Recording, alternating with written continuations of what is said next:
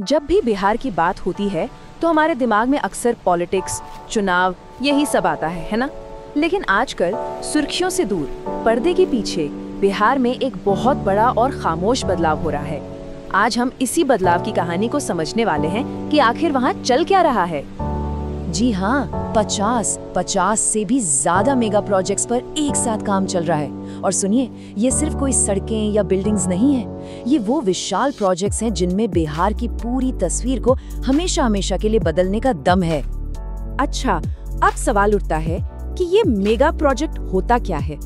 देखिए, आसान भाषा में समझें तो ये वो बड़े बड़े सपने हैं जिन्हें हकीकत में बदलने में सालों लग जाते हैं, पर जब ये पूरे होते हैं ना, तो लाखों लोगों की जिंदगी बदल जाती है।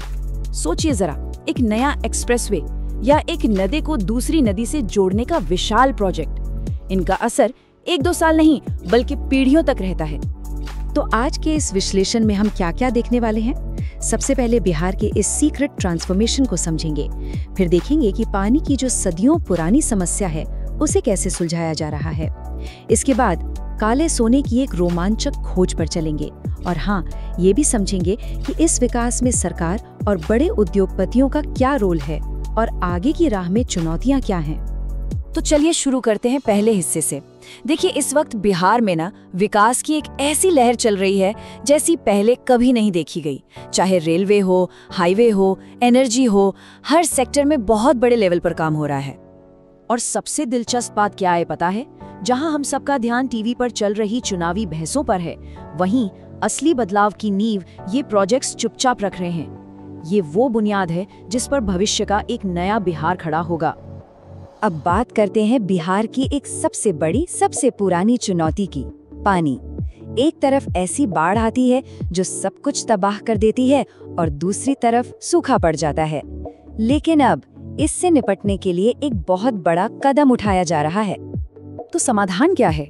कोसी मेची नदी जोड़ो परियोजना। प्लान बहुत ही सीधा और असरदार है।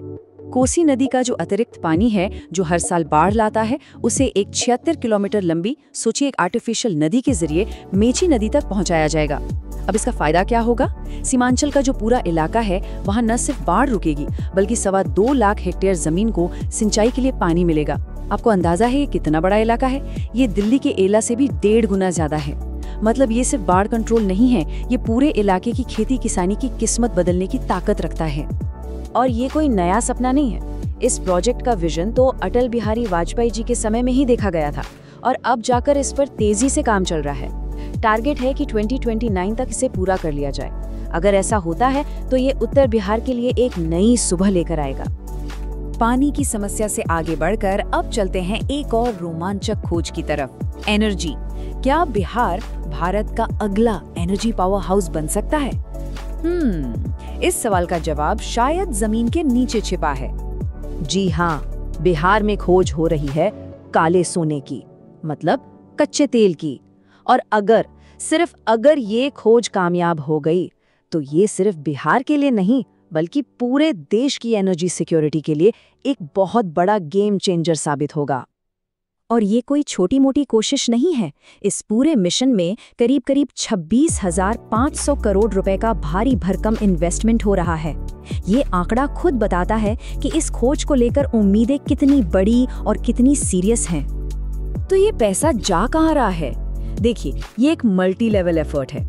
एक तरफ तो गंगा बेसिन में तेल और गैस की खोज चल रही है, दूसरी तरफ पारादीप, हल्दिया, दुर्गापुर से एक बड़ी एलपीजी पाइपलाइन बिछाई जा रही है। इसके साथ ही 5 जिलों में घरों तक गैस पहुंचाने के लिए सिटी गैस नेटवर्क बन रहा है और जो पुरानी बरौनी रिफाइनरी है उसकी कैपेसिटी भी बढ़ाई जा रही है। मतलब एक पूरा का पूरा एनर्जी इकोसिस्टम बनाने की कोशिश हो रही है। तो ये सब जो हो रहा है, ये कर कौन रहा है? विकास की इस गाड़ी को चला कौन रहा है? इसको समझने के लिए हमें सरकार और बड़े उद्योगपतियों दोनों के रोल को समझना होगा। इसे ऐसे समझिए, सरकार का काम है एक अच्छी पिच तैयार करना, मतलब सड़कें बनाना, एयरपोर्ट्स बनाना, निवेश के लिए अच्छा माहौल बनाना। लेकिन उस पिच पर आकर चौके छक्के लगाने का काम, यानी बड़ी बड़ी फैक्ट्रियां और इंडस्ट्री लगाने का काम, वो करते हैं उद्योगपति। वो अपना पैसा और अपनी एक्सपर्टीज लेकर आते हैं। एक के बिना दूसरा अधूरा है, बिल्कुल। और ये सिर्फ बातें नहीं है, आंकड़े भी यही कहानी कह रहे हैं। देखिए, मेगा प्रोजेक्ट्स के मामले में बिहार अब महाराष्ट्र और गुजरात जैसे कॉप राज्यों की लीग में शामिल हो गया है। 50 से ज्यादा बड़े प्रोजेक्ट्स, ये कोई मजाक नहीं है। लेकिन एक्सपर्ट्स का मानना है कि अब असली चुनौती अगले कदम में है। विकास के अगले लेवल पर जाने के लिए प्राइवेट इन्वेस्टमेंट खींचना सबसे जरूरी है। इसके लिए बड़े बड़े इन्वेस्टमेंट समिट करने होंगे और टाटा, अडानी, अंबानी जैसे बड़े नामों को बिहार लाने के लिए एक ठोस रणनीति बनानी होगी। तो इतने सारे बड़े सपने हैं, इतनी योजनाएं हैं, लेकिन अब आते हैं सबसे बड़े सवाल पर। इन सब की कामयाबी आखिर किन चीजों पर टिकी है? चलिए अब जरा ये देखते हैं कि जो सियासी माहौल है वो इन प्रोजेक्ट्स पर कैसे असर डाल सकता है। देखिए, एक बड़ी चुनौती जो सामने आती है वो है पॉलिटिकल अस्थिरता। मतलब सत्ता के कई पावर सेंटर्स हैं। कोई भी एक पार्टी इतनी मजबूत नहीं है कि अकेले दम पर सरकार बना ले, और ये जो बिखराव है ये लंबी अवधि की योजनाओं के लिए एक रुकावट बन सकता है, क्योंकि हर नई सरकार की अपनी अलग प्राथमिकताएं होती हैं। जाहिर सी बात है, इतने बड़े पैमाने पर जो विकास हो रहा है उसे पटरी पर रखने के लिए एक स्थिर, एक स्टेबल सरकार का होना बहुत जरूरी है। तभी लॉन्ग टर्म प्लानिंग कामयाब हो पाती है और करप्शन जैसी चीजों पर भी लगाम लगती है। तो आखिर में ये सवाल आकर खड़ा हो जाता है, जब बिहार में इतने सारे बड़े बड़े प्रोजेक्ट्स चल रहे हैं जो उसकी किस्मत बदल सकते हैं, तो वो एक सबसे जरूरी चीज क्या है जो इनकी कामयाबी को पक्का करेगी? क्या वो राजनीतिक स्थिरता है? क्या वो बड़े उद्योगपतियों का पैसा है? या फिर लोगों की अपनी भागीदारी? सोचिएगा जरूर, क्योंकि इसी के जवाब में बिहार का भविष्य छिपा है।